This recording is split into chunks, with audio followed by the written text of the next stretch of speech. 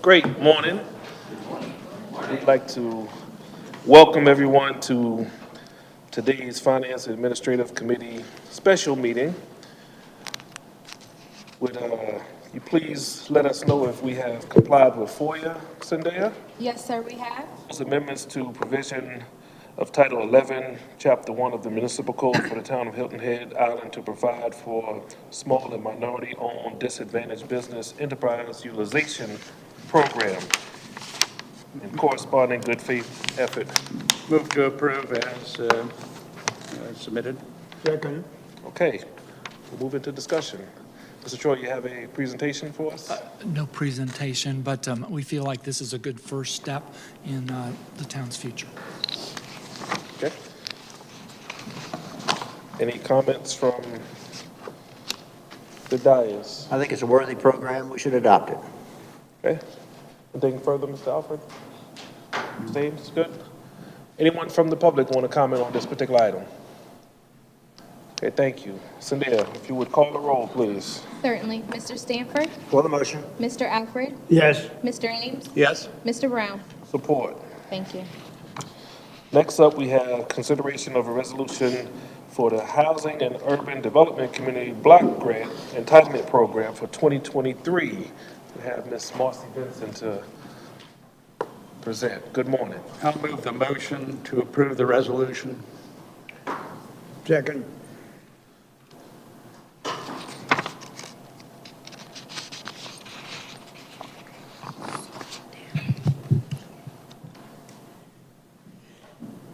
Good morning. For the record, my name is Marcy Benson, Senior Grants Administrator for the town.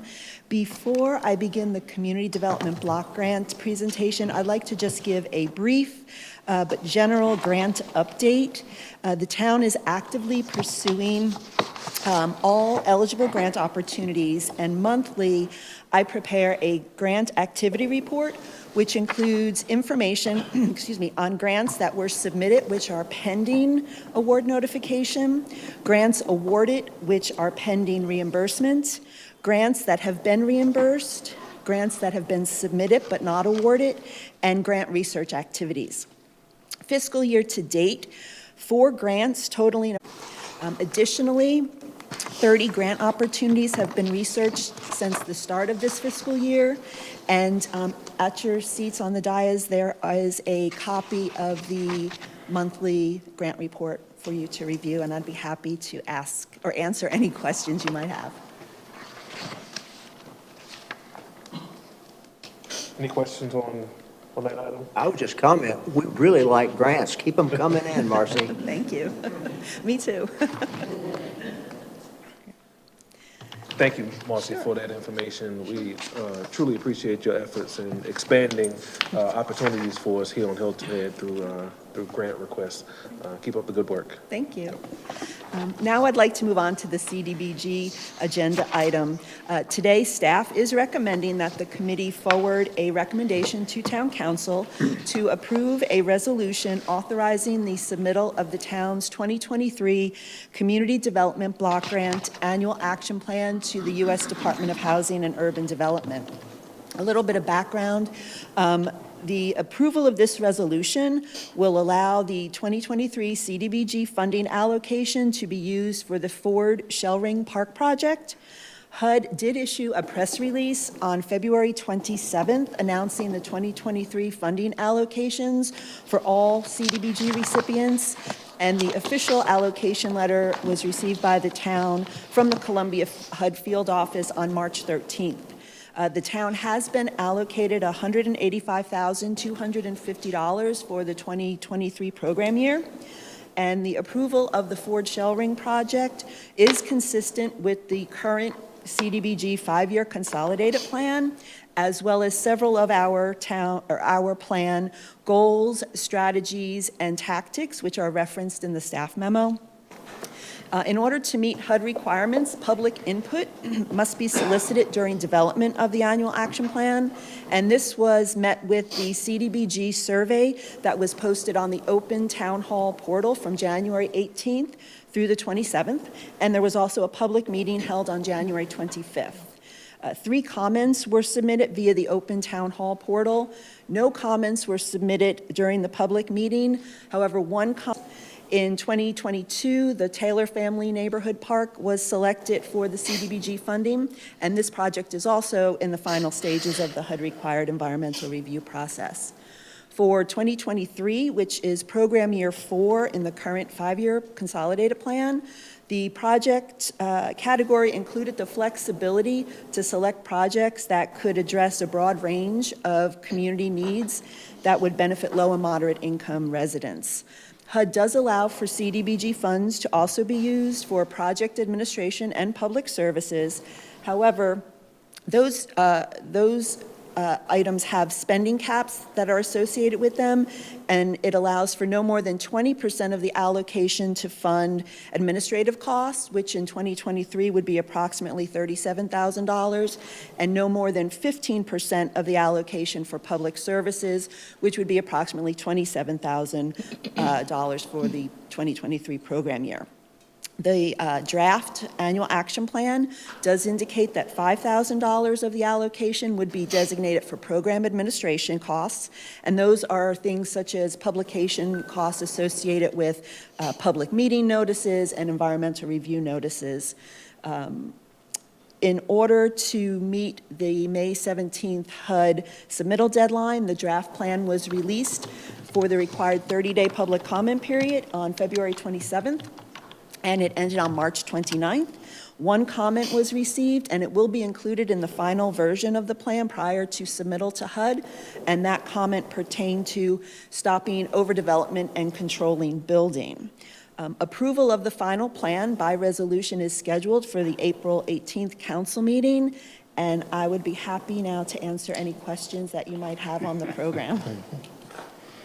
Okay, thank you. Sure. Mr. Stanford? Thank you. You mentioned the Ford Shell Ring project. As I recall, that was to be some sort of partnership with the county. Is that still the plan? Yes, that is still planned. I met with our CIP staff to discuss potential projects to fund with CDBG funds, and this project came up because it is located in an area that has an eligible low to moderate income ratio, and it would be in a collaboration with the county. It'd be 50/50 expenditures by the town and county? I'm not certain on what the split is, but the CDBG funding would be for the entire CDBG funding would be going towards that project. Thank you. No question. I'll just say thank you, Marcy. I've watched you over a number of years, and I have a great deal of confidence that you're pulling all these disparate things together, so congratulations. Marcy, are we in any threat as we start to bring in new census numbers with Moderate income.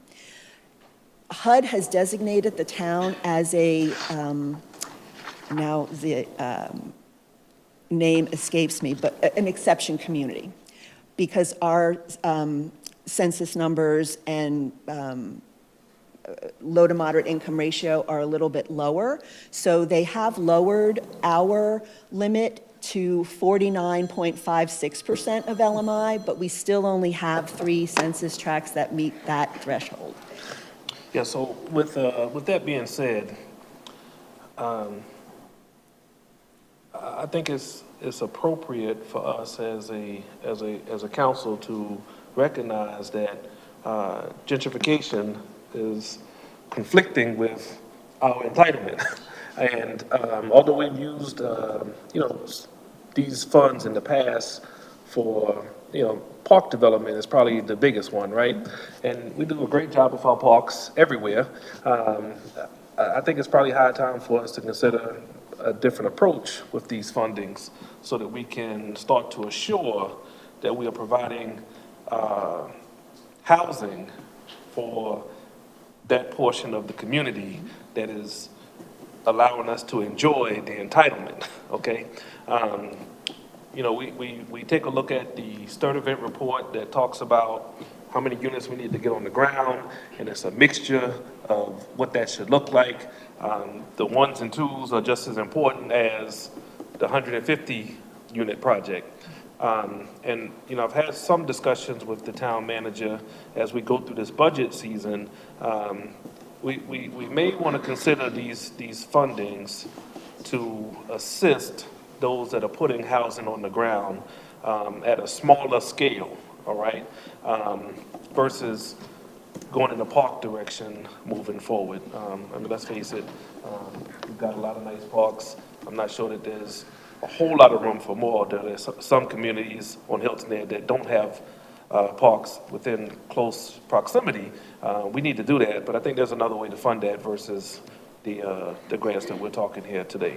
So, yes. Let me follow up, and I agree with the thrust of that. I would be interested to have it confirmed that the CBD funds would allow us to go towards housing at a micro level. Do you understand what I'm saying? Yes. I'd have to do a little research on that. Also, I'd like to mention that when any amount of CDBG funding touches a project, the entire project has to comply with all of the CDBG requirements, which would mean environmental review. I conduct those environmental reviews. We've had what I would consider fairly straightforward or simple types of projects. So for a housing project of any size, the environmental review may be a little bit more in-depth, Fair enough. just to keep that in mind. Okay. All right. We good on the dais? Any questions or comments from the public? Thank you, Marcy. Thank you. Seeing no more discussion, if you would call the roll, please, Zendaya. Sir. Mr. Stanford? For the motion. Mr. Alfred? Yes. Mr. Ames? Yes. Mr. Brown? Support. Motion carries, sir. Thank you. Next, we'll move into our new business. Consideration of approval for the Town of Hilton Head Islands affiliated agency funding request applications for fiscal 2024.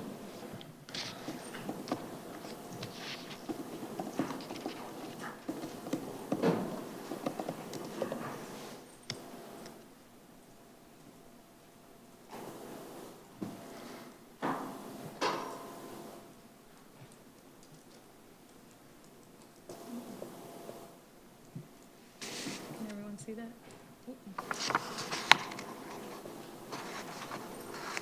Okay, thank you. So we were brought forth this information at our last meeting.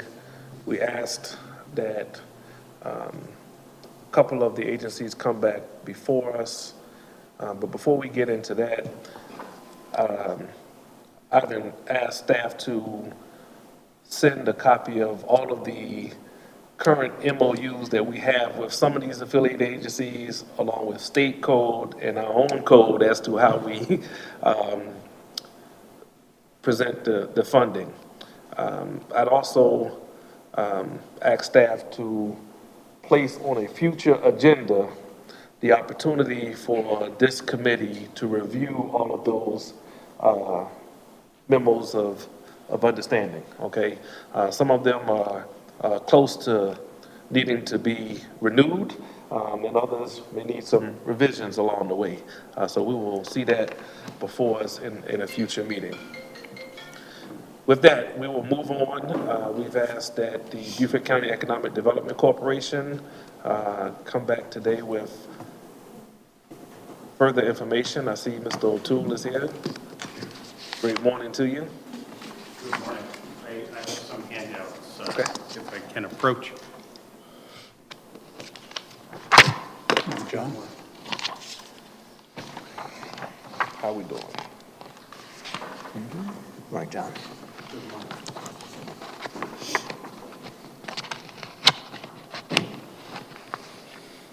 I realized the last time I was here, I had 5 minutes to speak and probably spoke like an old FedEx commercial, the guy talking really fast. So I thought that it would be helpful for you to have some of the material in front of you. If you like, I can walk you through this or answer any questions you have. Well, since it's our first time seeing it, if you could walk us through it, that'd be great. Okay. Thank you. Yeah, it's really a reiteration of the numbers that I had presented last time I was with you. What I should give you a little background. In 2017, at the time, Mayor Bennett, along with Mayor Sulka, Mayor Kaiserling, and Mayor Murray in Port Royal, attended a conference held by the Hilton Head Area Realtors Association and the Beaufort Jasper Realtors Association, at which Bobby hit the secretary dollars each, or $500,000, the four jurisdictions combined. And there was a question, is Hilton Head paying the lion's share? And the answer is no. Even the smaller towns, when we looked at it at our strategic planning session 2 years ago, suggested that maybe it's based on ability to pay or population, but the smaller towns said, no, we want to be an equal partner at the table, so they wanted to pay the same amount. So in terms of county-wide results, I went over these numbers, but it might be helpful to do that again slowly while you have it in front of you. Over 5 years, somewhat interrupted by a pandemic, we had $522 million of investments made. Just to wind it back a little, people looked at Beaufort County's tax base as kind of a two-legged stool. You have hospitality and tourism, $2.5 billion roughly impact. You have defense, another $2.5 billion or $2.6 billion, and there was no diverse economy. So our focus, and I have our chairperson Ashley Feaster here and our Hilton Head representative Carlton Dallas, we're also represented by Mayor Perry just recently on our board. So we've fostered some $522 million of what we'll call diverse investments throughout the county.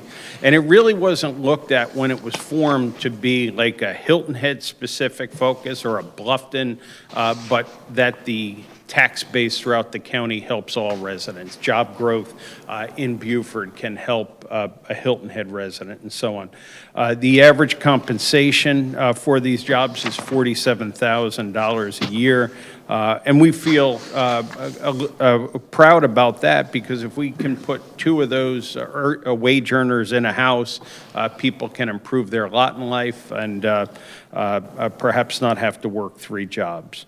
Incentive and site grants, this is South Carolina tax dollars coming back into the county largely through the Department of Commerce, and more recently, I mentioned it last time I was here, even through the Department of Agriculture. Some $15.9 million coming back, and for those of you who met my colleague Charlie Stone, he does a great job maximizing what we bring back to Beaufort County companies. I'm standing here in a little bit of fear that I might mention my old state by accident as I'm rambling through, because Connecticut had a big night last night and I won a pool. But real estate and absorbed income in this diverse area, 1.1 million. And we're a little different than other South Carolina counties where they're happy to land a VW plant, which is great. Our approach, and we think the reason previous economic development organizations were unsuccessful, where they were trying to get those Boeings, the BMWs, and if you love the environment and you know Hilton Head and RX Industries up at the up off of Finch Road there would be an example. Those wages are 111% of what we're seeing across the county with the jobs we're creating. So obviously Hilton Head's going to attract a higher paying job in most instances, just due to the cost of the real estate, underlying real estate and investment. Incentive and site grants specifically to Hilton Head, $2.5 million or 16%, and then real estate new and absorbed 9%. We're kind of lucky because just going back to RX Industries over the last 4 years, they probably have invested some $11 or $12 million and in a very small 10,000 square foot footprint, so that's kind of the reason. The actual projects are listed here. They range from a brewery that's underway at the south end of the island, not named yet. RX Industries had an initial investment and then a move to their own facility. And a few of these down below you should recognize, but they kind of are across the gamut. Now, there was questions about the economic impact. Well, let me go through the pipeline of projects, and we have a project cloud that's percolating, an aerospace project that'll go off of Summit Drive, a $23.7 million investment, 51 jobs, averaging over $80,000 a year. We have been working with the hotelier, looking at doing a $60 million investment south end of Hilton Head, and they're in a due diligence stage. Not something we are focused on, 66,000.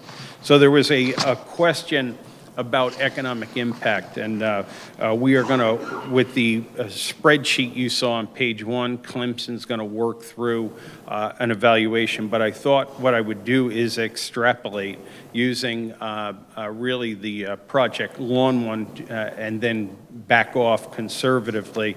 I provided copies of 2 economic impacts, which I'll go through pretty quickly, but we could very conservatively, and we'll get you firm numbers. It just takes a while to get in Clemson's queue and then to get the economic impact report done. But I feel very confident that what we've identified, the 253 jobs, the multiplier effect is in excess of 600 jobs. The impact just from wages, not mentioning the investment that the companies have made, is another $95 million, and business spending 47 or $48 million.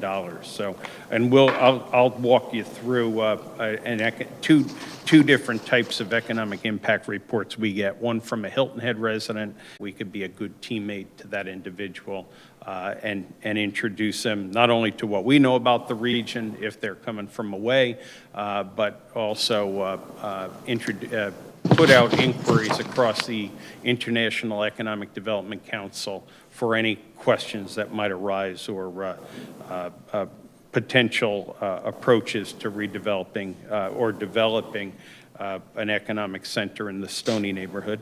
And then economic impacts of prospects. I've had that conversation with you, Alex.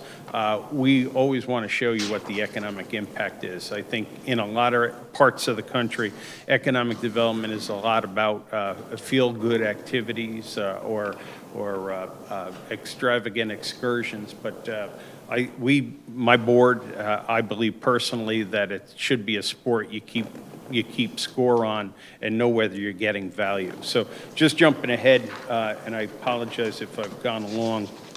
You can give me some body language if you want me to wrap up. But Data Core Partners just took a look at and spoke to the folks at Waterson Brands on the lawn project.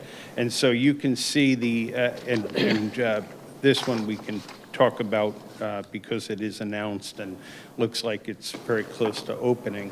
But if you go to the back, you can see on their investment, what you see here, on a $15 million investment, 57 jobs. You can see estimated direct wages, $11 million impact over 3 years. Direct business spending, $7.5 million over 3 years, and total sales, direct sales. Down below, they summarize it through the jobs, a cumulative $31.6 million impact from wages, and then 15 estimation of jobs and investment. They project that this project would have an impact of $32 million in compensation, and they do it over 8 years. So I apologize that they don't use the same windows to look at impact, and that through output summed across all 8 years, over $133 million of impact. Now, some people can be cynical on the economic impact, but all economists would agree again, if you throw a stone in the water, you make an investment in a community, there are rings created that are larger than the initial investment.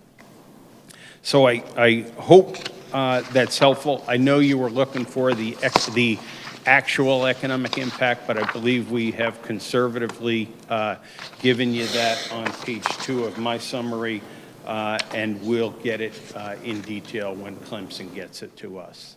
Okay, thank you. No, that sounded like applause. I thought it was nice. Thank you, Mr. O'Toole. I think that was an excellent and informative presentation. I do agree with your observation that investments in the other parts of the county outside Hilton Head are also going to have a positive impact on the island as well. Obviously, we are most interested in what goes on here. When I look at your list on the bottom of the first page, I see several of those that I recognize as Hilton Head operations. My question is, since I'm not familiar overall with how you actually go about doing what you do, could you take L3 or Side Hustle beer and say, what actually do you or your office do? If I were shadowing you for a period of time, what do you actually do with those types of transactions? No, it's almost, people think we're related because you asked the right question. L3 is a great one for me to share with you. So L3 was formerly known as Kiger. Carlton Dallas was at the time on the Synovus board, interacting with Tom Hens, who heard from, oh gosh, don't fail me now, Jeff Myers, that he was about to close on the business. We would have to wait till the new year to make contact with the new owner. So L3 buys it from Kiger. Kiger's been a family business here for a while. They had, I think, celebrated arguments with the town over their taxes and stuff like that. So we go in there and say, regardless of what's happened in the past, we'd like to help you with your future. So thanks to Carlton and Tom Hins for tipping us off on that. So having our ear to the ground in the community is job one. No one, and I can tell you that national numbers say that 82% of all jobs created in a community come from a company already in your community. 92% of all capital investment will probably come from somebody, and that's our experience in Beaufort County. So you really want to pay attention to the companies you have versus all the efforts we make to go into the Paris Air Show and to Select USA and all the things we can do, taking care of your incumbent businesses. And Billy Watterson at the Side Hustle is another example of that. But let's stick with L3. Then they merge with Harris. And so with our relationship there, the general manager calls us out and says, you know, I just want to give you an update that you're going to be hearing from a national site selection consultant out of Chicago. And we would, you're going to have to answer some questions. I can't give you all the details, but we're getting tipped off because we have that relationship that this facility at 100 Marshland Road is in jeopardy. And when people hear ultimately that we're competing with Pittsburgh and Orlando, and people say, well, who would go to Pittsburgh? No offense to Pittsburgh, but that's what Hilton Head residents think. Why would they go to Pittsburgh? Why would you go to Pittsburgh? Because they have Carnegie Mellon and material science programs that would compel a company that makes glass for lasers to be interested in being in Pittsburgh. So we got together, we got a project manager assigned to the case by the South Carolina Department of Commerce. We went back to my board and said, this is a very competitive situation with Florida has a great aerospace sector, much more dominant than Hilton Head or Marshland Road. And so we're competing here. What's that? Harris is in Melbourne as well, are they not? Harris is in Melbourne as well. Are they not? Yeah. Big footprint in Florida, exactly. And so we go back to my board and say, hey, we got to put some cash in play at the local level. And so we gave them a $2,000 per job retention to keep them here. So we brought some county funds onto Hilton Head Island to keep that company here. Ultimately, we win the project. Now, then you want to keep talking to them, and they were a sponsor of our Converge Summit and really more a part of the community today than they were when we got here, and there was kind of a rough spot over taxes and stuff like that. And so ultimately, why did we keep them? It's not all the great things I just described to you. They have these kilns there on Marshland Road, and we can probably get the council a walkthrough because you'll be impressed. They make the glass that goes into most of the lasers that people are using, even Megawatt on Arrow Road and Vectronics, who are providing lasers for surgical needles on Arrow Road. 80% of surgical needles use Megawatt lasers. Vectronics is making lasers for the Abrams tank on Arrow Road. Goodness. But ultimately, why do we keep them? Their patent had expired. Everyone's tried to match the glass they make on Marshland Road. And ultimately, they have these old kilns that the senior Mr. Myers had built, and they were afraid that if they disassembled them and reassembled them in Melbourne, Orlando, or Pittsburgh, they would lose the magic that they have on Marshland Road. So it wasn't all us, but a lot of business. One of my mentors, boss from my prior job, used to say that people do business with whom they like doing business with, and even major corporations are like that. So establishing that relationship, having Tom Hens talk to Carlton talked to John, we jumped on it, and today I can tell you Charlie Stone, our senior project manager, has a great relationship there. With, if you want me to go on, I can go on to the expansion at the Bank of America. It's called the Bank Project. It's Side Hustle Beer. We've worked with LJ Bush over the years. My young colleague is going into Hilton Head High School with LJ, trying to impact kids' lives, bringing in experts from industries. If somebody, a young guy in that group is interested in going into aerospace, Charlie and LJ have brought Lockheed Martin into Hilton Head High School to meet with students. So kind of making that connection.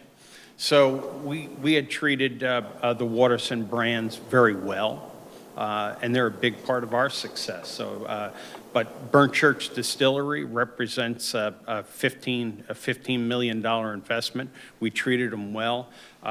By staying in touch with, in that case, we did a FILO at their original building, holding their tax rate level for 20 years. Makes quite an impression on the business that you can be helpful and that you're a good place to do business. So fast forward, they're looking at doing probably 2 projects on Hilton Head over time. But they're looking at the bank building. We're, again, giving them a job grant of $75,000. We've already given them that towards the project they're doing on Pope Avenue. And we just, probably 2 weeks ago, County Council approved a flow-through grant from the Department of Agriculture, another $50,000. So on that project, we're able to stay in touch with them, and that's going to their success here is going to precipitate another project at the Island Packet Building out in Bluffton. So it all kind of ties together, but it's making sure people who pay taxes in Hilton Head, people who pay taxes in South Carolina, get those tax dollars back into their businesses and their programs so that they can grow in your community. So a Side Hustle is kind of a neat project, and I think it'll probably be studied as an example of people who are affluent, who come to your community, who actually spread that wealth and allow people of color to be involved in these businesses and take ownership of these businesses. And that's playing out at Ma Daisy's on May River Road as well. So kind of connecting everyone and getting everyone to work together, I think makes great community and makes great economic development. Thank you. sorry if that was long, but you asked the two questions that would make most people think we were in cahoots. John, I would congratulate you and your team on an outstanding record and in doing the job that you were challenged to do. Looking back to our prior experience with a local EDC, you know what you're doing, and you're getting the job done. I'm interested in what we in the town can do to further improve the environment so that you can bring even more in. Does anything jump out in your mind that we might be able to work on to improve, to promote more business development here and more diverse development? Well, I think clear dialogue is the first step. I can tell you on Project Cloud, your administrator, manager, Mark Orlando has had Josh Gruber and Ben Brown work with us on that. So just real clear communication. I would say when we bring in a project, we're going to do a briefing with David Ames and the owners of that company tomorrow afternoon. And if anyone's interested in joining us, you're welcome to. But I think just clear communication. A developer, a successful developer, said to me a while back, or repeated it numerous times, simple, swift, and certain. You don't have to say yes to a project we bring in, but if it doesn't look like it's a fit for your community, let me and let the investors know as early as we can, so that they don't waste time with lawyers and engineers. So that's number one. I think you're doing a lot of the right things. Economic development is just one spoke in your wheel. I look at life as a balance wheel. I think the number one spoke in Beaufort County, and certainly Hilton Head, is the environment. The next spoke is education, and anything we can do to help create a pipeline of talent and people, and create young people who can dream and achieve. That's the next spoke. Then comes economic development. Then comes workforce housing, skill development, and then transportation. And I think, as a resident of Hilton Head, I believe that you're paying attention to all these folks. I went to a meeting on growth Friday night with Alex and the administrator.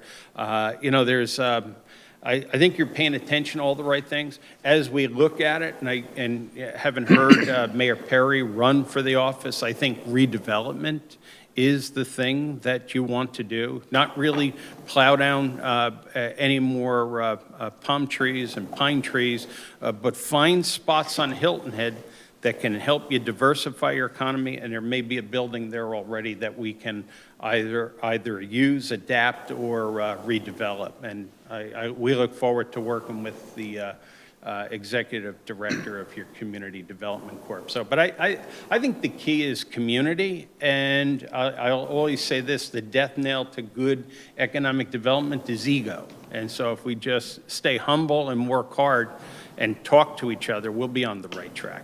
Great job. Thank you. Yeah. Mr. Ames. John, somehow I think the town will be able to afford the extra $15,000 this year.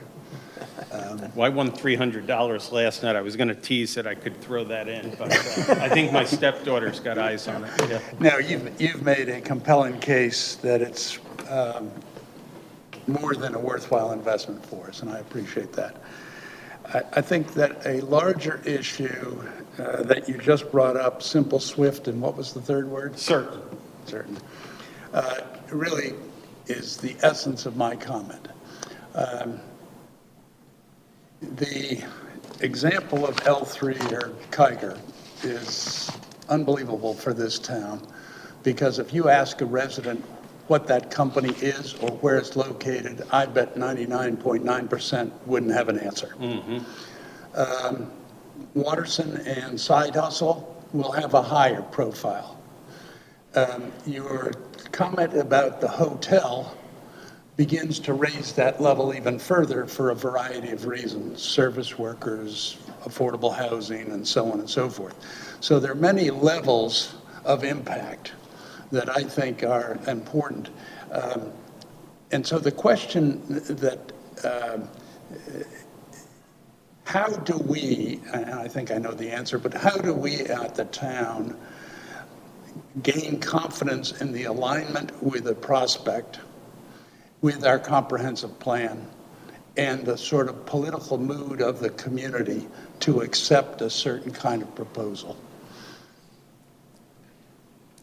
I know you have an expert staff, for starters, so they usually on intake can have a, not only a gut feel, but I think the gut is worth a lot, you know. Initially, I mean, if we have a jelly ball project in Beaufort County, we tell them this isn't the place to be. I don't know if you're familiar with jelly balls, but I can describe them offline. But I know there's all these efforts, and I heard the presentations Friday night. There are all these efforts to get everything aligned, so I know those things are going on. Like with the housing, workforce housing, I just, you know, and I heard it from people who ask questions. They just want to see, that's where I think people believe that there's a crisis, and action's got to be swift. If we can't provide a simple, swift, and certain answer, then we tell the person, you know, this Project Cloud was handed to me as a lead in October of 2017. And so we have worked with this project. When they first came in, it was a $9 million investment. They've worked through the Army Corps of Engineers and meetings with the town, meetings with John Rembolt at the airport, meetings with the county. And there's reasons it's moved at that rate. You know, there were heirs properties involved in it as well, and making sure those families were dealt with fairly was important to the Economic Development Corp. So there are times where it's not going to be that. It's not going to be that fast. You know, you have to do more due diligence. I mean, we worked with one lead for about 2.5 years, an aerospace project. And, you know, we're introducing the individuals to angel investors and trying to work real diligently with them. The detail that prospect left out is that he was indicted and is now sentenced to 80 months in jail. So the due diligence is something that we all have to work on. North of the Broad, we're real lucky because if we get a lead, we turn it over to the Marine Corps and say, what do you think of this being located near the airfield? But you know, your planning staff, your administration has to do that due diligence, and we have to respect that. So it gets tempered at times if it doesn't look like it's got the right profile. I'm really sensitive that the town ought to be knowledgeable enough to give you a heads up early enough for the benefit of the prospective investor. But I also say that on the town side, the town has, and that really relies on the council, has to be aware of an impact to the community. And so that's the balance that I'm looking for. And I would say, and you offered the invitation for anybody here or on council to meet tomorrow with the group. And frankly, I would welcome your attendance if you were so inclined. Yeah, we just watch. I guess if we got a notice issue, we can schedule a follow-up session. Yeah, well, one person, well, you're right, it gets complicated. Yeah. And now, back to cloud, I mean, when they came in initially, we provided access to you. We don't hold you to that because the project's changed, and now, you know, just because you had heard from them. We met with the Port Royal and Palmetto Hall neighborhood groups probably 3 years ago. Those boards have probably changed in 3 or 4 years, and the project's changed. So we really believe, and I learned it from a lot of mistakes I made when I was a 31-year-old mayor, that we don't want the things we do to tear away at community. We'd like the projects we work on to build community. So that communication is really important. Yeah, I look forward to learning more tomorrow. Yeah. Thank you, that's all. Thank you, Mr. Ames. Ms. O'Toole, looking forward to the report that you will receive from Clemson. Yeah. Once you have that in hand, if you could coordinate with staff to come back and share, that'd be great. The one thing that's really sticking in my mind as I look at the Hilton Head results, the real estate new and absorbed. And, you know, we have a lot of discussion around redevelopment, our dilapidated buildings, and so on. I'd be interested in that 98,000 or so square feet. I'm assuming that the majority of that was something that was absorbed, not new building, okay? But in the future, if you could kind of Yeah. split that out, that'd be great. And to that point, I think the Clemson report will help us as well. I agree with the open lines of communication. We are going to be faced with rewriting our land acquisition manual, and I think that's very germane to the time. Mr. O'Toole realized the spokes in the wheel, education being one of them. So we welcome you not only as a board member, but as a board member of our Beaufort County educational system. So thank you for being here, sir. Thank you very much to the councilman on the dais, and thank you for that warm welcome. I've worked very closely with Mr. O'Toole, the Economic Development Corporation, for about 5 years now, I believe, as a board member. I'm elated to see Mayor Perry join as an active member. I think that brings a lot of influence. Hilton Head contributes close to 49 to 50% of the income of Beaufort County. So having our titular leader there, I think, will make a difference. I just want to cover some points. I'll be very brief. One is, I was vice chair of the Hilton Head Island Economic Development Corporation. We failed miserably.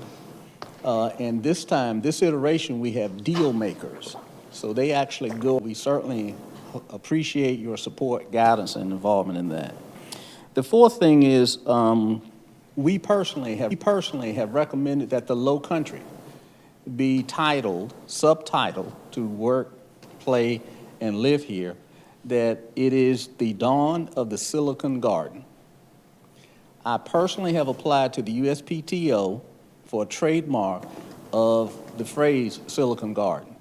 If that comes to fruition, we will absolutely be happy to assign that into perpetuity to the town of Hilton Head and the Low Country for use. We're just trying to protect it. But that indicates how many companies are actually looking at us as a viable place to effective. But on the private side, the group that I'm a part of, we actually entertain a lot of different high-tech opportunities due to our global background. The one we're pursuing now, which they have verbally spoken with Mr. Toole, and he's taken them to lunch or dinner, they are willing to relocate here. They're currently in Georgia. On the private side, we just had a Zoom call with a South American country which is looking to actually acquire their intellectual property and algorithms. And if they locate here, we could have a potential headquarters. So we think that's the benefit of actually having an EDC that is really focused on Hilton Head. We have so many attributes God and everybody around the world knows about them. And then being able to keep our kids here is one of the strategic benefits. So thank you very much. Thank you, sir. Anyone else? Okay. Any more discussion on the dais here on this particular one? Okay, we will move on. We've also asked that Habitat for Humanity turn before us. Great morning. Good morning. Thank you for allowing us to come back and share a little additional information with you. I have with me our board chairman and a member of our site planning committee as well. Rafe Marler. One of the questions that came up the last time that we were here was about timing for building out. If land were donated to us, or if we received this grant and we purchased land, how long it would take us to get 8 to 10 homes. So I think you have in front of you, or it's been provided to you, a timeline for that. What I want you to see in this timeline, I told you all that it would be about 2 years, is that we're not just talking about construction of homes. We're talking about selecting our families as part of that process and giving them the time that they need to get their sweat equity hours served. That's an important component of this program, so that they're part of the process, They're attending those classes that are going to help them with budgeting and predatory lending and credit and insurance and home maintenance and all those things that they haven't always dealt with in the past. They need time to do that. So it's all spelled out in there, as well as working with our volunteers, which makes our homes affordable, and doing the fundraising to bring in the funding to build those homes. So you've got something here that is sort of summarizes, but yet is sort of in detail, kind of an oxymoron there, a detailed summary of what it would take to get us through that process. And if you have any questions about that, I would be happy to entertain those. Thank you, thank you. I'll start with you, Mr. Ames. Any questions?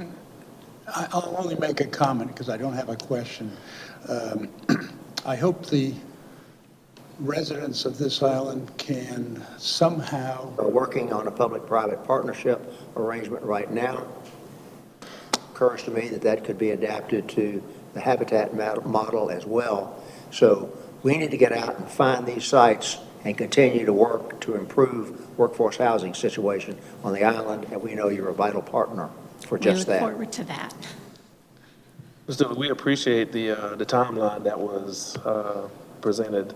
It really opened my eyes and my colleagues' eyes as to what goes into it. Understanding that you have to also, pivot when it comes to dealing with the potential homeowners, right? Most of them are working, and the job is going to come first, right? So you have to be very flexible as you go through that process, right? So what I'd like to do with Habitat, the town manager has finding home on his plate with housing on Hilton Head, okay? So we'd ask, Mr. Gruber, I'm sure that you're taking notes over there. We'd ask that we take some time with Ms. Dooley and whomever she feels appropriate to have a further discussion about Habitat with the town manager, myself, and the mayor. And let's do that in very short order, okay? I'm gonna put a number on this, 10 days. Because we're in budget season, we need to move forward accordingly, and we need to have a deeper dive here with the folks that I've just mentioned, Mr. Gruber, okay? So we will see you very soon in a more intimate situation, okay? Thank you very Thank you. much. Yep. Okay, anyone want to comment on Habitat from the public? Okay, seeing none, we'll bring it back to the dais. We do not have a motion on the table as far as the affiliated agencies are concerned. I would make a motion that we approve the list of affiliated agency requests with the exception of Habitat for Humanity, which will be discussed within the next 10 days. Second. Okay, thank you. Before we make any action on that,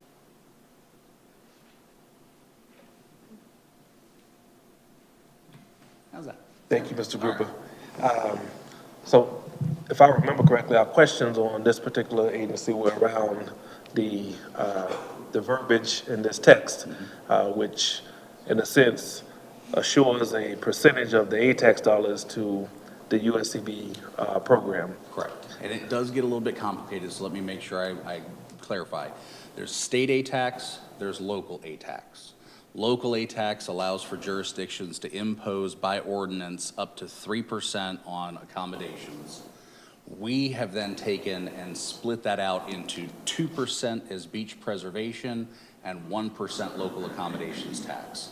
And then of that 1% local accommodations tax, we set aside 5% of that collection amount pursuant to the language in this provision. Got So it. it's 5% of 1% of the 3%. Sure. Thank you for clarifying that.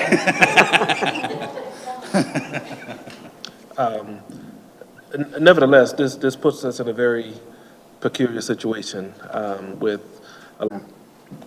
So to follow on that, this is a town ordinance, and we can come back in and amend that in the same way we're going through amendments to the LMO, et cetera. David, I think you make the right point here, that somehow this ordinance has put us in handcuffs, and we want to be able to support these programs.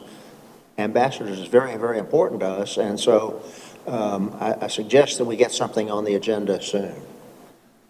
Mr. Gruber, from a timing standpoint, could we have this policy before us and changed effectively before we take our last stab at budget? Yes, sir. So you have a regularly scheduled Finance and Administrative Committee meeting coming up, I believe, on the 18th of this month, prior to the town council meeting. So let's assume that we brought forth proposed ordinance amending this language at that meeting. It's adopted by the committee. It gets reported out at council that same evening. It would then be first reading of the ordinance before town council at the first meeting in May, and then second reading of the ordinance at the second meeting in May, which would be contemporaneously then with the first reading of the budget, but prior to final adoption, which would not occur until the second meeting, or I'm sorry, the first meeting in June. So budget gets approved in early June. This ordinance could be changed by the end of May if it does move forward with the support of the committee and council. Okay, I think that's appropriate. Well, I for one, would be inclined to say that this request came under a 5% understanding, and that we should probably accept that and anticipate a transition to a new arrangement. So my inclination is to, as I suggested in my motion, to accept the package as is, but I'm open to others. How's the committee feel about moving forward with the current request with the condition that we will be changing the code before budget? I think that's an improvement on what we had suggested before, so let's move forward. That's fine. Okay. All right, we are, this is our, I guess, second year into reviewing these affiliate agencies' requests, so we will continue to improve as we go along. So thank you for all of your comments, and staff, thank you for your support with providing us with the materials that we need. Any public comment on this particular topic? Okay, seeing none, we will move back to the dais. Cynthia, could you please put the affiliated agencies? In this motion, are we approving the Habitat request that we allocate that I money? pulled it out. Okay, I missed that. Yes, sir. The motion that was made was to adopt the list as presented with the exception of the Hilton Head Regional Habitat for Humanity in relation to the discussion that will occur within the next 10 days. Understood. I guess I was still spending over 5% or 20% or something. Okay, we'll take one last stab at public comment. Anyone? Okay, Mr. Ames. We're voting on it next on David's motion to approve everybody except. Yeah, I mean, if you want to do it, actually, we have to vote on the amendment and then vote on the original, but I just want to make sure that you were clear on your amendment, which included the policy change with the USCB program. That is the amended motion. yes, I understand that that'll come to council at some point. Okay. One comment before we vote relating to the 14th Circuit Solicitor request, of which there are two. That is traditionally not a municipal function. It's a county function, in some places a state function. It'd be far more appropriate if this money were coming out of the county funds than out of municipal funds. However, that's somewhat complicated by the fact that there are 4 municipalities making equal contributions to this, the 4 largest ones in the county. And hypothetically, if all 4 of those communities decided not to do this because it's a county function, we may have a problem that the county could come back and levy another tax, and in effect, we'd be back in the same place. So, well, I think it's a misalignment to have municipalities supporting this. I don't think it's going to be necessarily productive to make an issue out of it. And, Mr. Gruber, this, the 14th Circuit solicitor, both of these requests do not come along with any type of memorandum of understanding at the moment. No, sir. Both of those were specific requests that were implemented a number of years ago and then have been ongoing in nature to continue to fund specific aspects of those programs, one being the multidisciplinary court, the other being a full-time staff person in the career criminal program. Okay. We will ask that you, as you bring forward the MOUs that are in place, that you bring forth this as well, just so we can keep it as a discussion item, okay? To Mr. Alfred's point. Thank you. Okay. So when we vote on this, we're recommending this list forward with the changes that have been suggested. Absolutely. Thank you. Yep. But, Mr. Gruber, there in effect has been an amendment to the motion. Do you want us to go the rigmarole of having two votes? So at this point, because the maker of the motion and the seconder have agreed to the changes prior to any votes being taken, I think it's fine. At town council, because there would have been a prior vote at committee, I think you would need to go the formal route of amending it through motion. But at this point, because this is an initial motion and both the maker and the seconder are in agreement with the final wording, I think you can vote as amended. Got it. Okay, thank you. So now, could you please call the roll? Absolutely. Mr. Stanford? For the motion. Mr. Alfred? Yes. Mr. Ames? Yes. Mr. Brown? Support. Motion carries, sir. Thank you. Next up, we have Mr. Troyer, who will be giving us a financial update. Welcome, sir. Okay, thank you, Mr. Chair.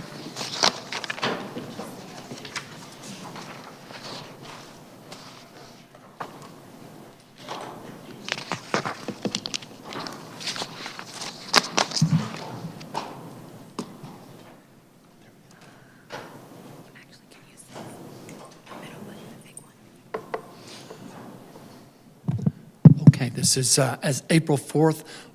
We're not quite finished with the March. These numbers are still coming in, but I wanted to give you as recent a numbers as we could. And so here we are. A couple of key issues. We continue to watch our revenues. We continue to watch our spending. And we continue to make recommendations on adjustments if necessary. So we'll keep that going. The town is continuing to benefit from town council's previous actions, so building reserves, diversify revenue streams, and invest in the island. All three of those things are benefiting the town today. Just a little bit of a look back. This is a list, it's a lot of numbers, but we just took the top 10 revenues in 2022, and 9 of the 10 were number one all-time best, and the 10th was second all-time best, and so we had a good year last year. Here's my disclaim is that not everything is in, and so you'll notice that there's a couple of items that we haven't yet received, we haven't yet posted, but it gives you at least an early look. How are we doing? And that's kind of the question that I'm trying to answer here is how are we doing? General fund revenues, you can see there's a lot of variability within any one month. And so we've got, and I would characterize this as a mixed bag, sometimes up, sometimes down. But it seems to be that we're getting back to normal. We had 2 years of really exceptional revenues, and now it seems like we're more normal. Year to date, we're beating last year. Year to date, we're beating the last several years. So it's a good start. Yet, if you look, we're 9 months in, and so you look at April, May, and June, there's still a substantial amount of collections yet to go for our general fund. And so we look good now, 9 months in, but we're not finished. Year-to-date collections, I would characterize this as a mixed bag. Just a couple of highlights. Tax increment financing, or TIF, Surprisingly good. Local aid tax, a little bit better than last year, which is strong. 2022 was a good year, and we're slightly above that. That's great. State aid tax, slightly above that. Real estate transfer fee, where you can see the effect of interest rates on the real estate transactions, so it's significantly down. But if you were to take our collections year to date on March, that's a pretty good year compared to normal. It's just we're comparing to 2022, which was exceptional. Age tax, 3.7%. We like that. If you look at road usage fee, that's been paused, and so that's why there's a 97.7% decrease until the litigation is resolved. Business licenses, I did want to talk a little bit about that, and we'll have more detail coming up. But there were some one-time receipts last year that we didn't have the benefit of this year. And so our EMS revenues, we've got two dynamics through the budget in the current year. Town council voted to tie the EMS rates to the federal rates, and our number of calls are up. And so both of those dynamics are helping our current year collections. Our last line permits are not yet posted for the year, so they're still calculating out all the receipts that are March revenues, and they'll be posted when you get the March financial statements. So just from a picture perspective, 2/3 collected almost, and about a third yet to go. Property taxes, here's our split. It's split in just two pieces. We used to have three pieces. Last year we have a disaster recovery 5 mills. This year it's just two pieces to the property tax rate, millage rate. Property taxes, here's a good statistic. If you look at the top highlighted number, through March, we've met budget on property taxes. And so that's a good number to report. You'll see later, April, May, and June are traditionally not big for property tax collections, but we've met budget for property taxes. And so we can celebrate that. Stormwater fees, we're not quite there, but almost there. And again, stormwater fees are similar to property taxes on the schedule. But yet we'll need April, May, and June to get us over the 100% budget. You look at a picture of property tax collections, and you can see heavily weighted toward those middle months. And it's substantial yet, April, May, and June, but not anywhere near the earlier months. Beach fees, a little bit of a mixed bag. The light blue is the current year. And so we're tracking very, very similar to what we have in the past. Year to date, slightly more, just barely more than last year, but last year was a great year. And if you're going to compare the last 3 years, the chart, the bars are the current year and the lines are the previous 3 years. And so through March, our actual collections, and we compare to the lines of the last 3 years, and we're tracking with the best year. And so we're hopeful that those collections will continue. But also, if you note, the collections in June are substantial, and so know that there's a lot yet to collect. Real estate transfer fee, this talks a little bit more about how we have. The light blue is the current year. The green and the gray are the last 2 years, which are stellar. And then the yellow is more 2 years ago, and that was our last, I would consider, a normal year. So we're better than the normal year, but not as good as the last 2 years. If you look at it from a line graph, same information, just year to date, you can see 2023 is better than 2020, but not as good as our last 2 years, which were outstanding. Hospitality, again, you can see we're following the patterns, the normal patterns of the collections. And so generally they're quarterly. You can see October is really the collections from July, August, and September. And so people pay quarterly, and that's a big rate. January is quarterly collections is not as big. And then we'll get, we expect good collections in April. And so that's another large collection month. It's coming. Year to date, we're slightly above the last 3 years, and so we're happy about this trend, and we continue to be slightly above the last 3 years. Short-term rentals, we have more. April will tell us about short-term rentals, and so I won't talk about that.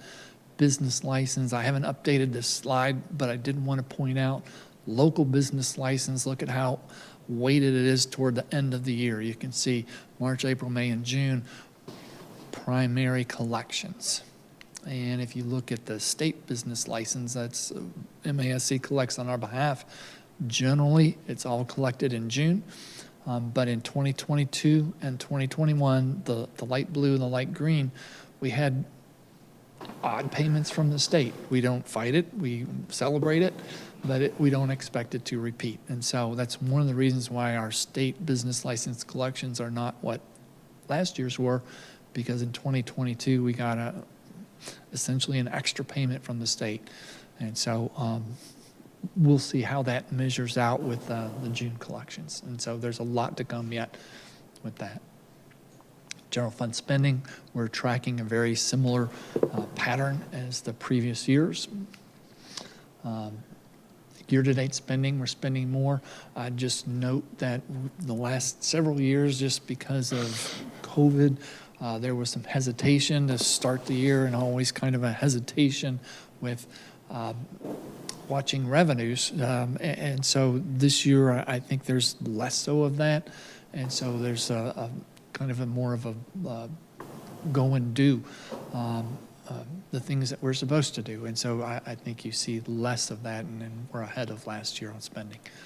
We'll show a little bit deeper dive on this, the different departments, and we can talk more about that. I know our chair has asked for some more detail. Well, we're happy to provide more detail, but you can see the basic breakdown here.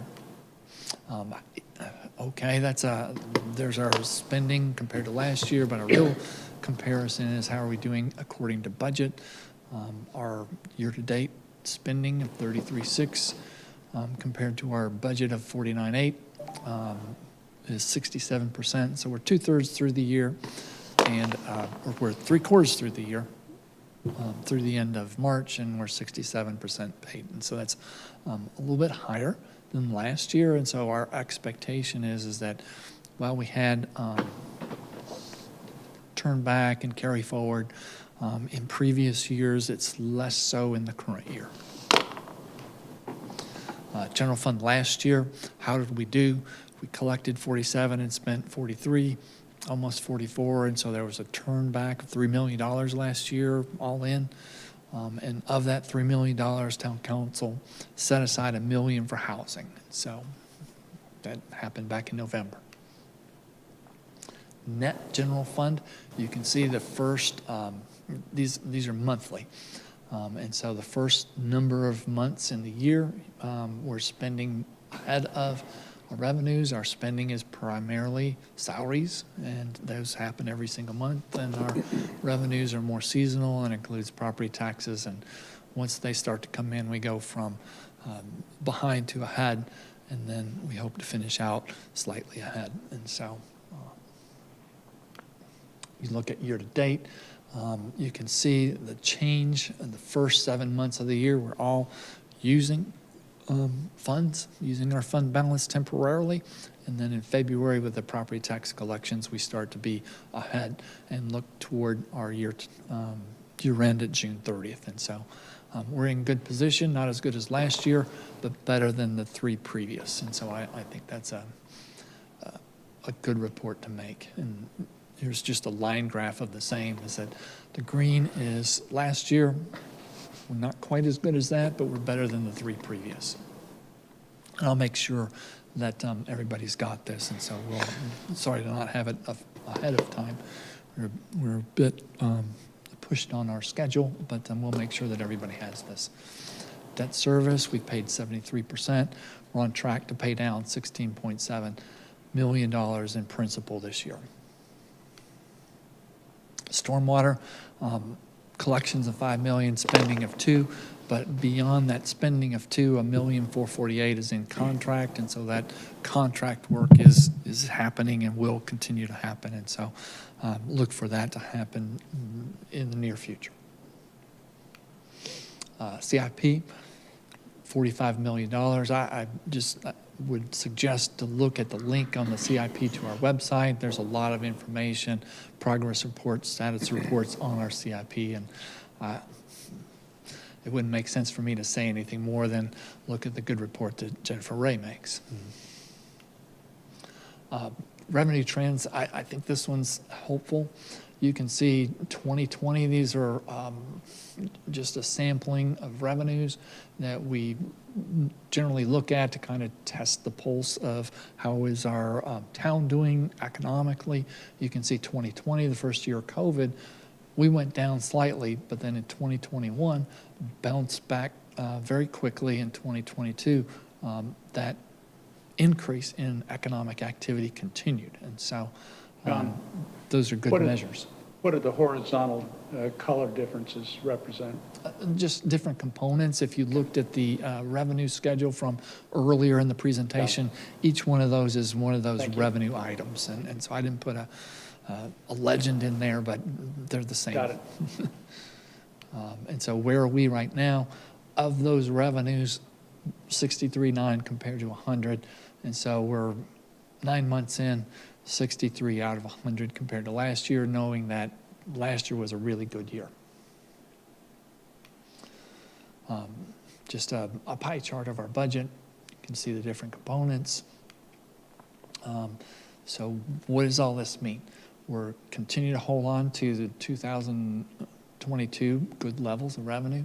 We're within budget on our operations. Our capital improvement plan is moving forward.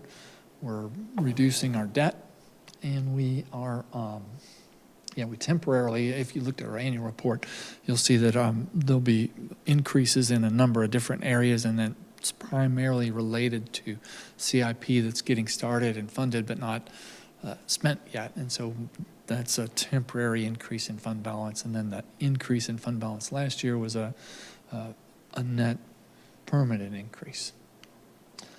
Our key issues, we want to keep F&A committee informed. We want to keep town council informed. We want, if there's any responses needed, that's a normal question from finance. Is there any response that we need to make? And so right now, there's no response needed to make. Revenues have provided for operations. We're continuing. We're able to move the CIP forward. There's no impediment to the CIP from a financial perspective. And on the other side, looking ahead, town manager is going to propose a 2024 budget. And so, yes, we certainly support all of your input, and we are crafting a budget that hopefully you'll be able to support.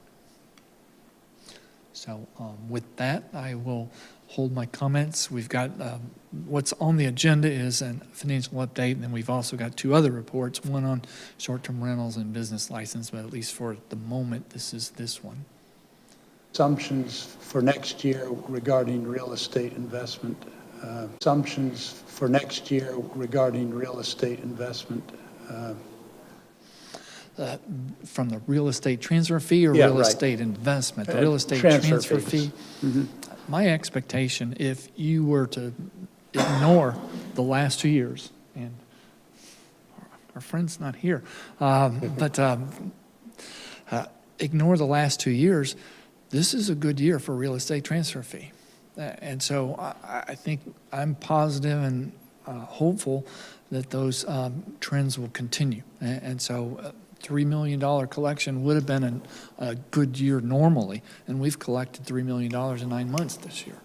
So no dramatic change up or down in your assumption for next year? That's my expectation. If you look at interest rates, everybody knows that they've gone up, but if you look at the last 30 days, they've actually kind of come down a little bit, especially longer term rates. So I have a very optimistic vision of the town's future. And also expectations on A-tax and hospitality tax? Yeah, and we get a little bit of a mixed bag on those, but it seems to be doing well. And I think when 2021 hit, there was a fear that was just kind of pent up demand and saved from 2020, and that'll come back down, and it hasn't. And so that's a good thing to report. Okay, your slide that showed an ever-increasing commitment to operational expenses and capital. I like that trend, but I noticed that if you were to look back 3 years before COVID hit, that we have substantially increased it. And I think that is perhaps more of a reflection of council and town managers' staff's commitment to invest in this community.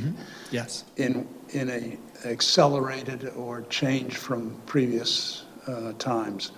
I think that's good. I think it's important.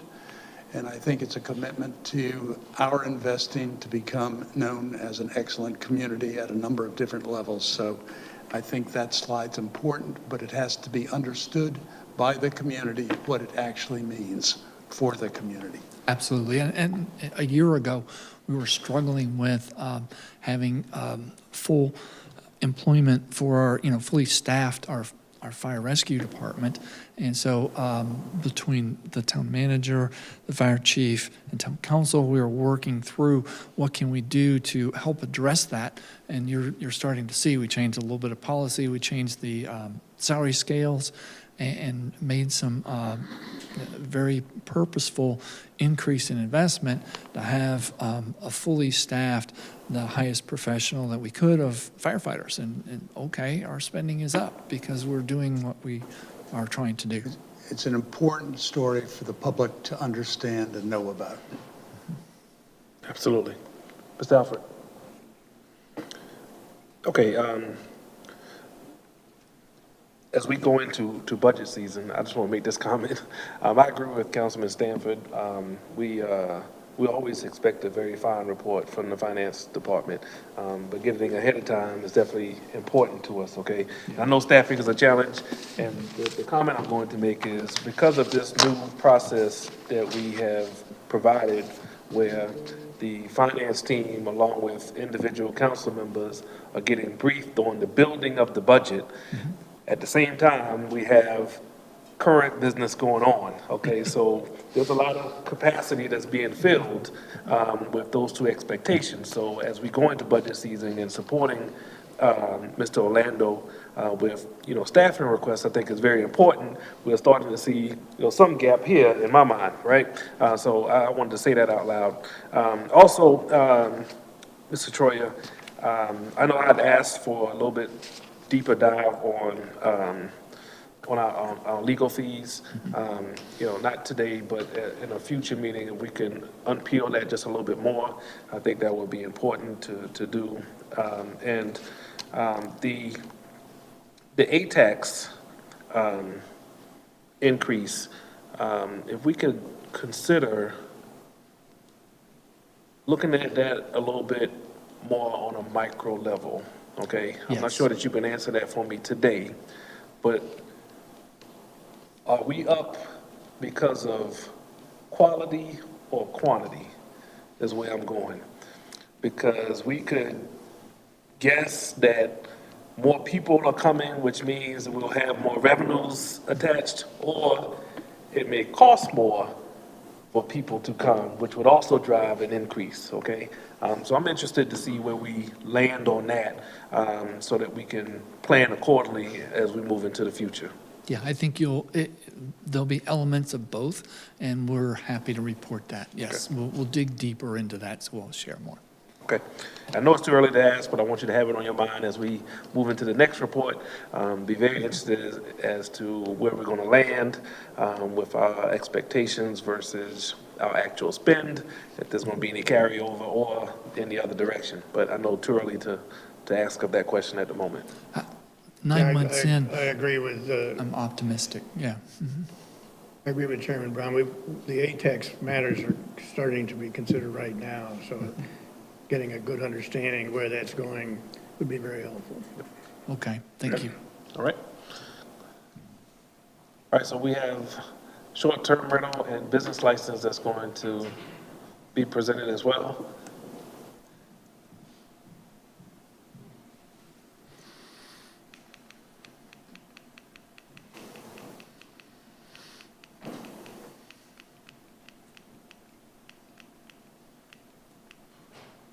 There we go. Good morning.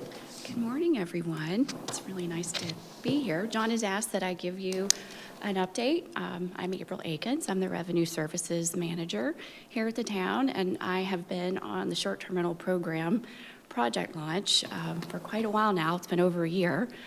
So I thought I would just jump in here and give you some information on what we've been doing. A few key dates on our project. As you know, back on May 19th of last year, Town Council approved the short-term rental ordinance. In August, the town hired Barbara Wooster, our Revenue Customer Service Manager, to help spearhead this large project, and also our Public Safety Director, Bob Bromage. Also in August, we executed a contract with the STR monitoring software vendor, GovOS. And our project kickoff was September 1st with a very tight deadline with GovOS. I like to point out that was 80 working days, 6 holidays, and Hurricane Ian. We then launched a very busy schedule through October and November. We worked with GovOS to test and develop our SDR solution software. We created workflows and procedures for several departments across the organization that were impacted by the implementation of the ordinance. We launched very comprehensive STR public communication plan with our communications team. We also hired 3 full-time temporary administrative assistants to help us with this.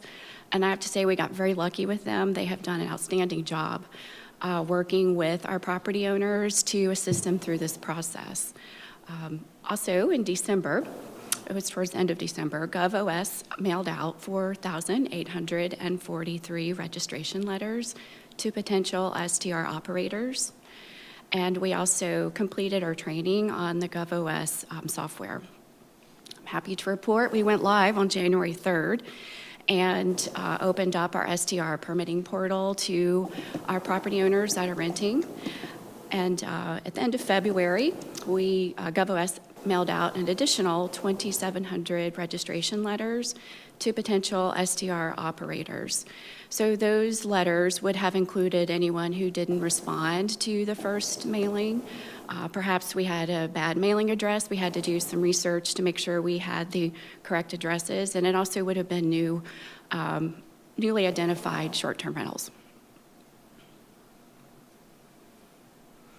So short-term rentals by the numbers. As of March 31st of this year, we currently have over 30,000 total advertisements for short-term rentals on our island. GovOS is very busy. Their team is very busy working to identify those short-term rentals. As you know, when you go out into the market and rent, the address is not there, so there's a lot of work behind the scenes to make sure that they're identifying the correct parcel information. 44% of the advertisements are Verbo. 5,930 STRs have been identified so far by GovOS's team through the advertisements. So you just have to keep in mind that one short-term rental property may use multiple platforms for renting, so maybe Airbnb, Verbo, Flipkey, other things like that. So that would explain the very large advertisement with a smaller identification on properties. We have already received 5,410 STR permit applications the past 3 months. It's been a whirlwind, I'll tell you. With that process, when GovOS mailed out the letters, we've also been able to capture new business licenses that are required for people who are renting their property. They may not have realized that they needed one, and so we are bringing them into compliance as well. So from January 1 until the end of March, Revenue Services has been highly impacted by this ordinance, and we have processed 874 new business licenses just for short-term rentals. And to give you a perspective, typically in a 1-year period, Revenue Services processes about 1,000 applications. So it has been all hands on deck. We have been working overtime and on weekends to try to get through this volume of work. Our average daily rental rate is $423.42. That has not fluctuated very much since we came online in January. So it just tells me that our community and our islands is in high demand and is a very popular destination. 72% of the STR permit inventory are condos and villas, with the majority of those being 2 bedrooms. We have received 30 complaints so far since January 1, and that is through our 24/7 hour hotline, and also with the online submission of a complaint form. 47% of those complaints were related to parking. And I just made a note that these numbers do not include our timeshares, which there are over 3,000 of those on the island. I also wanted to share a few of our project highlights that we're currently working on. As you are probably aware by now, this has been a big effort, a big comprehensive multi-department effort across our organization. It really has impacted just about every department. We've been working through community development, revenue services, our fire department, our GIS team and our IT team, our communications teams. I know I'm leaving people out, public safety. It has been a huge undertaking, but just know that we are all working together to make this ordinance the best that it can be and to make sure our program is operating as it should. We are now working on the development of a strategic code enforcement plan. So Mr. Bob Ramage and his team, he has been busy behind the scenes, hiring, recruiting, and training his additional code enforcement officers. He and Barbara have also reached out to create partnerships with our security teams that are behind the gated communities, so that we can have a better understanding of the complaints that are happening, in addition to the ones that we, of course, are getting. Another big project that we've been working on is scrubbing our database and analyzing it, making sure that we are developing and having the correct, accurate reporting that we need to make decisions. Just as an example, the data that we imported into the GovOS system is the parcel data from Beaufort County. So there's a lot of information that we need to make sure is correct. An example were the mailing addresses. Some things are just not, perfect in this data. So we're working through that, and it has been a very large part of the project. As an example, we went into every parcel and decided where the neighborhood was, and identified that, and made sure that we are able to pull information not just by the big picture, but also down, drill it down into the neighborhood. So that was a big piece that we just recently finished as well. We meet weekly with our team and also with GovOS. We talk about process improvements and we identify issues. We're getting feedback from the public, we get feedback from staff, and we work to make sure we are addressing those and improving. This is, as you know, it's been 12 weeks and we've made a lot of progress, but it still is in the very beginning stages of development. And we know it's not perfect. We know we have a lot of room to grow. We're learning a lot every single day. So that's an important piece. GovOS is our partner in this, and they have, of course, set goals post-live as well as our goals. And we're all in line. They actually stated, I think recently, they probably shared that typically it takes, it's usually 12 months after going live before you really have the data that you need to be able to make sound decisions. We need to get through the process so we understand it, but they really feel that 90% compliance within the first 12 months is a great goal to have, and as you saw from the numbers, we've already exceeded that, so I'm very pleased with that. let's see here, we are creating a public STR dashboard through our GIS team.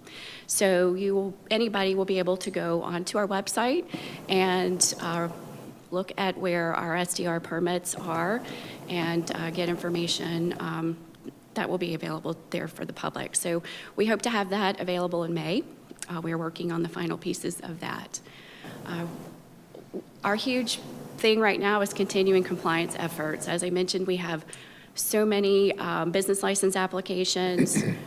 We are still seeing a very large volume of our SDR permit applications coming in. Those are steadily coming in every week, as well as our business license applications. So we just want to make sure we're identifying the properties through our GovOS partner and making sure that they are compliant with permitting, business licenses, and also collecting and remitting their accommodation taxes and beach preservation fees. We do give regular updates on the SDR ordinance implementation. Internally, I do send an email every Friday afternoon to senior staff. And of course, we're here to give updates to you and the committees and anywhere else that you would like. We're just here to give you the information that you need. So with that, I could go on and on. I've been living and breathing this for quite a while. I can share you some success stories. Recently, Barbara went over to the 911 dispatch call center last week and spent a couple of days there with our 911 communications team, training them on GovOS, because when they get a call from a short-term rental for an alarm that has gone off, it's been very difficult for them to find out how to get that turned off. So that is a big, I think, a great way for us to serve the community better. They are very excited that they're going to have an emergency contact that they can reach out and hopefully get that alarm shut off in a timely manner. They also shared with us that recently they got a few multiple phone calls from one property because their carbon monoxide detector was going off.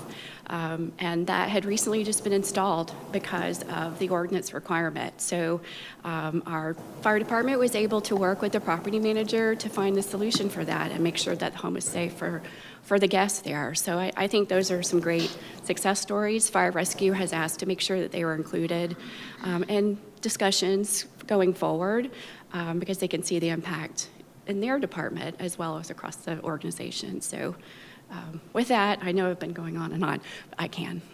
I'll open up the floor for questions. Okay. Mr. Alford? Very good report, a lot of information there. What are the biggest challenges that you faced over the last year that are still present to be solved? Well, there are two variants right now. It's to getting the two sides to come to an understanding. That's, I would say, was probably the biggest challenge. Thank you. Stanford? Great job Thank you. swallowing an enormous challenge here. Yes. And we really appreciate all of your hard work and frankly, great success to date on this. This is outstanding. Thank you. Our team is think fantastic. I think I've got the numbers correct, about 5,400 permit applications received. And of that, you have 30 complaints. First of all, that seems like very few complaints, but we really haven't gotten into the season either. Right. And so I think that number will definitely change. These complaints are coming from neighbors about people abusing the parking, or are they coming from short-term rental owners saying, we can't park within the terms of the ordinance? Both. The nuisance hotline has been used for complaints that really don't, that aren't being regulated through our ordinance. So we do listen. It's really a way for someone to provide feedback. But I would say the majority of them are probably a neighbor or another guest in a house that's, having to listen to the noise or whatever is happening. Noise is the second largest complaint that we're receiving right now. Okay, that's understandable. The ordinance, there was a lot of work that went into the ordinance, a lot of negotiation went into the ordinance, but you're having to implement the ordinance. So the question is, if you have changes that you suggest would improve the efficiency of the ordinance or make it easier for you to do your job, work through town staff and get that information to us. Because we adopted an ordinance doesn't mean we're not going to change it. That happens all the time. So Yes. great job, and thank you for your hard work. Thank you. Ms. Deans? April, I really appreciate your enthusiasm and patience, Thank and you. also It's become my Barbara's. baby. You're doing a great job. I have a thesis that the challenges that we're facing today in the perception of the public has less to do with the broad category of short-term rental as much as the single-family. But if I had to guess, I would say probably the majority are the single-family Yeah. residents, yeah. Yeah, and also $423 average daily rate. If you were to split that up, condos versus single-family homes, I think that would also be an interesting Okay. subdivision. But what I'm really interested in learning is that where condos are located on the GIS map, as opposed to the scattered information that is available on GIS showing all short-term rentals. There are some condo projects on the island that were not designed to be resort-oriented that now have STRs. I think that's another level of difficulty. So where we might be headed as a council is understanding what more strategic measures we have to take to control what is going on. So I think the differentiation between single-family and condo is a very important one for council to understand and look I agree. into. Thank you. Thank you, Mr. Ames. I want to go a little bit further on my colleague's comments. I agree with everything that's been said as far as these can watch that, opportunities yeah. have had an effect on the hotel business. I'd like to be a little bit more clear as to what that looks like. As we talk about the complaints, I'm interested in the resolution that comes along with the complaints, okay? To Mr. Stanford's point, there may be items that we need to adjust policy, but now that we've made the investment in having a sort of a one-stop shop for complaints, and I know there's probably some stuff being missed because they don't call GovOS, they call 911 instead, so we kind of bridge that Right. gap.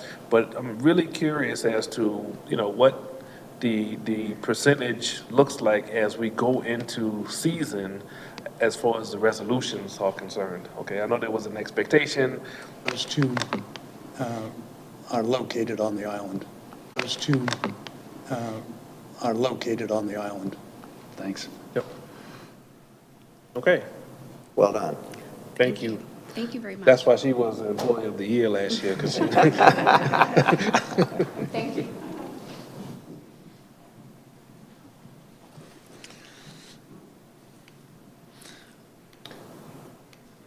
Okay, great. A couple of slides on business license update. Just a couple of years ago, the state mandated a new model ordinance, and so the town adopted that new model ordinance. Changes, all activities that have a business purpose are now required to have a business license, and so previously there was an exemption for one unit. That exemption is no longer there. And we also needed to change our rate classes to match the model ordinance, which was a big change. And so how did this turn out? I need to go back one. And then the bottom line is an important one. The rate study was done to offset class changes, and so we're categorizing businesses and changing people's different categories. And so we needed to do a rate study to do a net neutral update for our business license fees. How did this turn out? Our business licenses went up significantly. The question poses then, but I thought it was supposed to be revenue neutral.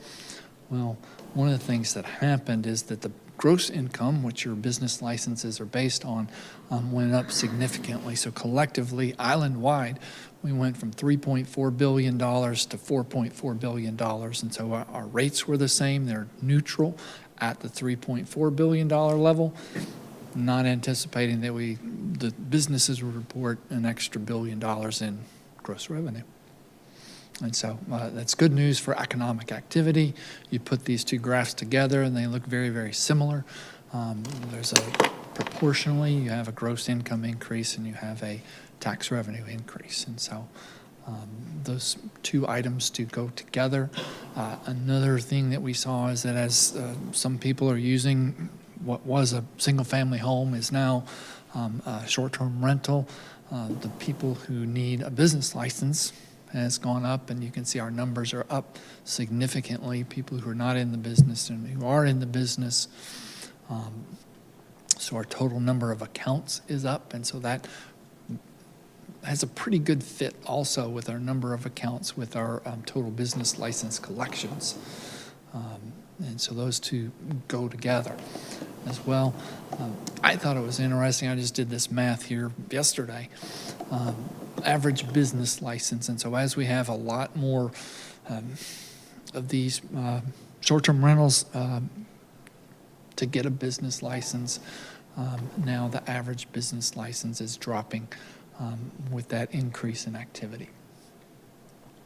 Can you pause there? We'll make sure I caught that, John. So are you saying that the average business license collection amount is going down because we have Enough shape for a report, but there was a change in mix in our gross income reported, and so that was kind of an interesting dynamic, and we'll have more in a future report. Thank you. Before, I want to make sure I catch on to Mr. Ames as you bring forth the next report. Also be interested to know, without STRs being included, where we land business license Okay. year after Same year as well. thing, yeah. Yes, Yeah. yeah, okay. Yeah. Mr. Alford? Mr. Stanford? Nothing further. Okay. Yeah, let's spend some time on business license at the next report. John, Yeah. this is going to help us as well. Yeah, we're happy about the report. Business license renewals are due at the end of April, and so I think we'll have more complete information a little bit later. It won't be that long. Perfect. Good deal. Thank you. Okay. We don't have anything else in front of us. We thank staff for a wonderful job as usual. All of our public has left us with the exception of Mr. Williams. Thank you for staying with us, sir. All right. Are we ready for adjournment? Move to adjourn. Second. Thank you. All in favor? Aye. All right, we are adjourned. Thank you. Good job.